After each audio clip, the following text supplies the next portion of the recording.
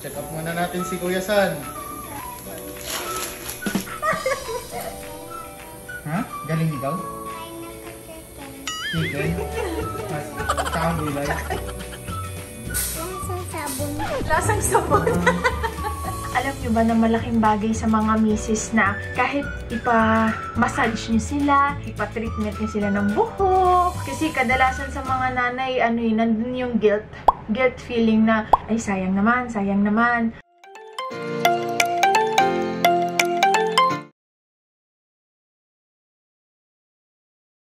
Mag-iin na tayo. Dahil ako ay hindi naka-work kaninang umaga. Ngayong gabi tayo ngayong gabi tayo mag-work. Tapos medyo bumabalik na ako sa mood. Alam niyo naman yung mood ko. Yung mood ko pa iba-iba siya, Kasi okay na yung bahay. Yeah! Malinis na tong bahay. Naubos na sa wakas yung mga tambak. Tapos kaya din ako nakapagpa-nails, mga Kasi naubos ko na yung labahin ko. Diba? I so love it. Kumbaga, updated. Updated na yung mga labahin ko. Yung labahin ko parang nung nakaraang araw lang. Which is okay lang. Bukas ako uli maglalaba. Kasi nag-me time talaga ako ngayong araw. Thank you so much, Tatay Luke. Tatay Luke? Si Tatay Luke? Tatay Lukes. Kasi hinayaan niya akong mag-me time. Siya muna kay Sky, kay San. So, babae na ako. Ito yung mga...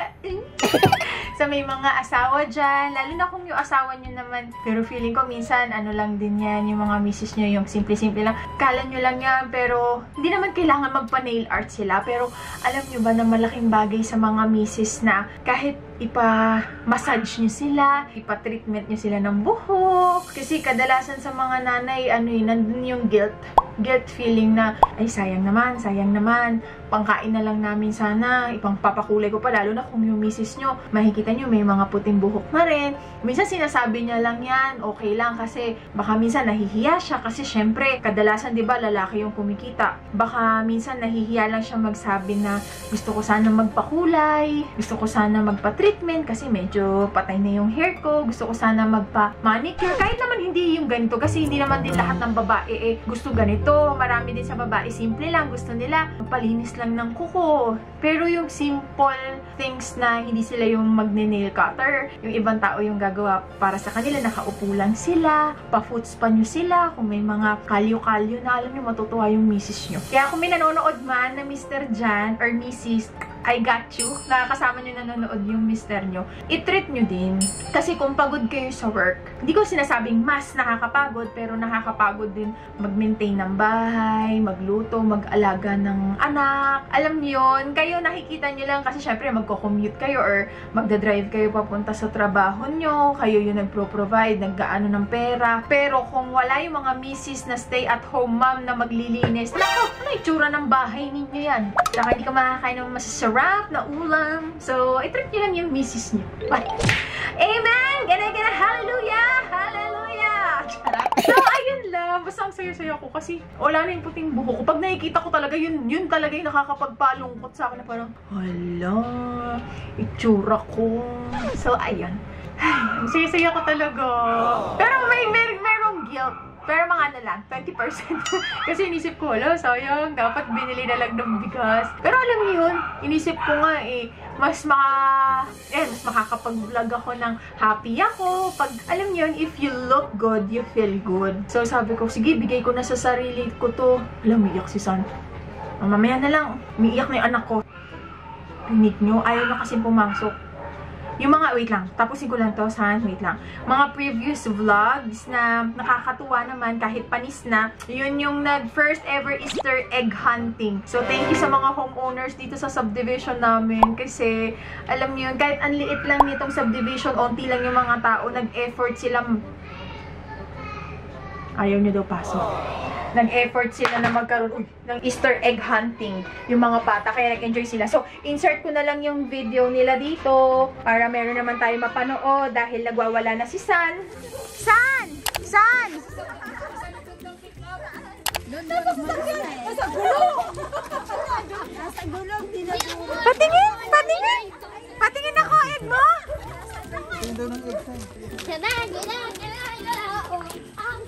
Nag-i-Easter egg hunt sila. Ang mga bata. Ay, nuntog ka. Ang lakas na, no? Galing ah. Eh! Baka dito.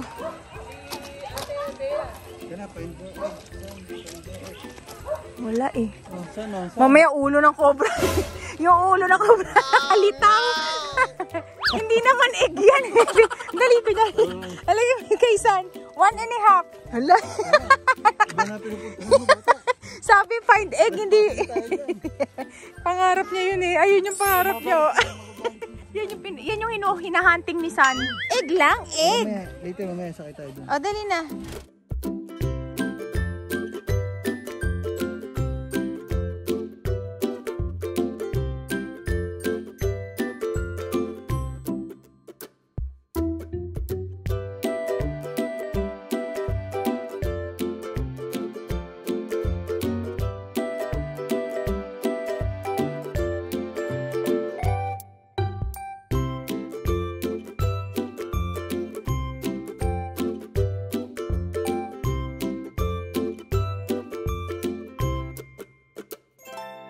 Galingan mo, be! 1, 2, 3. Happy Easter!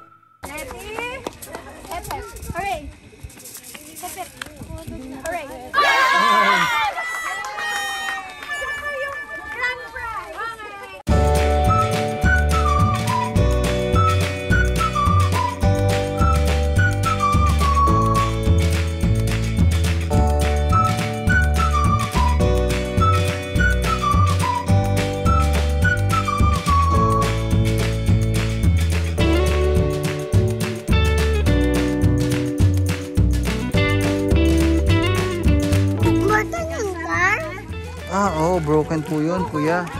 San? Ba't din ako?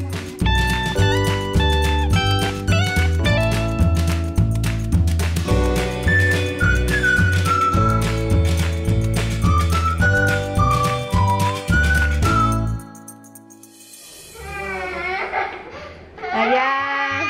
Patay, biro to si Rambo. Ha? Patay, biro to si Rambo. Umiiyak. Ay, kawawa. Bakit? Baka makita pa niya.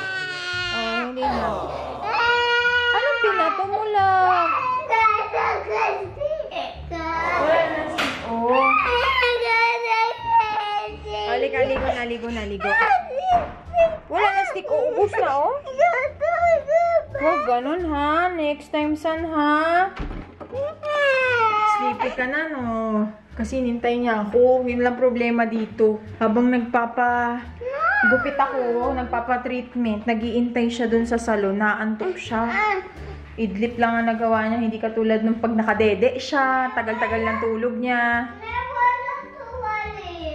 O sige na, magwalis na, and sadan! Meron na tayong salang mauupuan.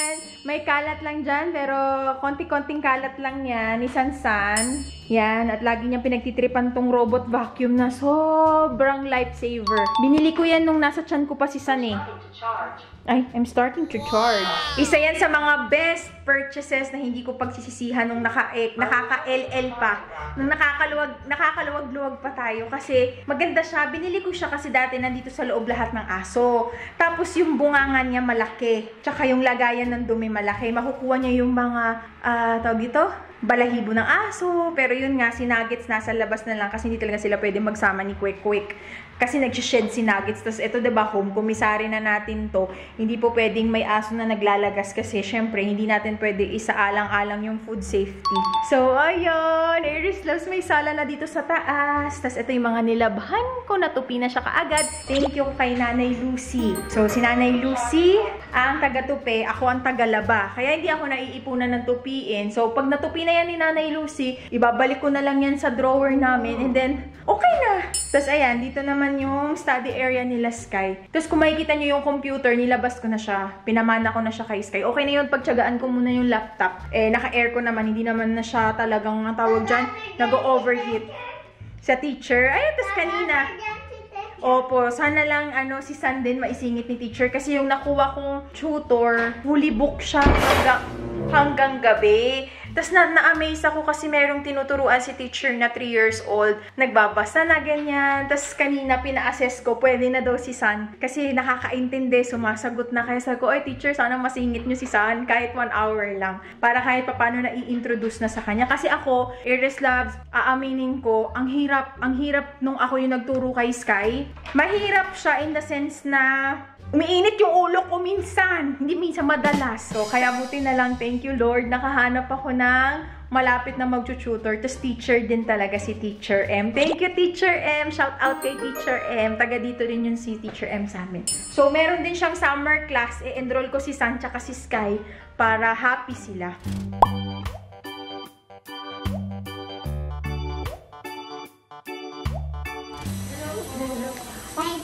Just sit down lang, San, okay? Okay. Ayan, ikaw ang intern. You sit beside your kuya. Ayan. Okay. Sky. Campus. Ha? Si San. Saan mo? Ilang taon ka na? 10. 10 ka na? Ako 3. Ikaw 3 years old? Siya 3. Ilan yung 3? Yeah, Yan. yan. Kamusta, Doc, yung meeting? Okay, so far, sa 10 years old, normal lang naman yung ganyan. May mga crowding pa ng outside. Okay. Kasi maliit pa yung base nung sukalyan din. Oh. Mismong face, maliit pa siya. And so far, wala naman pong diabetes or caries. Natin.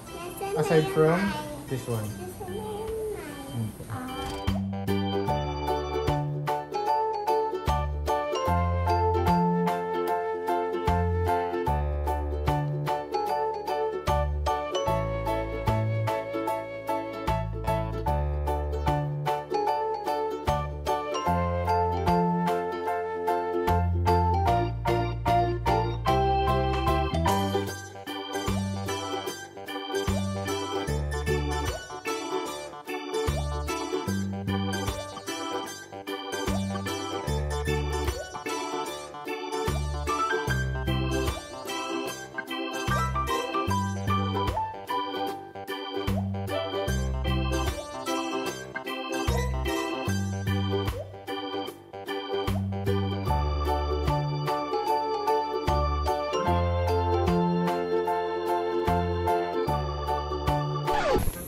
Okay lang ikaw? Uy. Check up muna natin si Kuya San. Huwag daw yan ha. Wag yan, ha? Open ka. Check natin yung open mo lang yan. Why? Thank you po. Wow. Very good Ha? Galing ikaw? Kain ako chicken. Chicken? Tsaka gulay? Wow, very good po. Very good. Ito lang, besides dito sa front teeth. Tsaka ito po. Okay na? Mumugi ka water, maalam ka mag-gargle? Gargle. Huwag iinom ha, huwag iinom ng tubig ha. Don't drink it. Spit it, San. Spit it here. No, Oh, very good. Lasang sabon. Lasang sabon. Lasang sabon daw. Taas ikaw ng konti, parang gusto mo na matulog. Oh no! Ayan, sige. Sandal lang ikaw, sandal. Like a big boy.